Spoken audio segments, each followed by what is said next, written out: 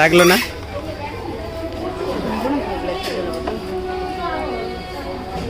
ও চুটকি ভীম, ওই জন্য বলছে চুটকি ভীম। হ্যালো এভরিওয়ান, সবাই কেমন আছেন? আশা করছি সকলে ভালো আছেন, আমরাও ভালো আছি। আর আজকে চলে এসেছি আমাদের গাজল কসমো বাজারে। তো 1 মাসের মতো হয়ে গেল মলটা খুলেছে, তো আমি একদিনও আসিনি। ওই যে বলে না, কাছের মানুষরাই ট্রেন ফেল করে, সেরকম হয়েছে আমার অবস্থা।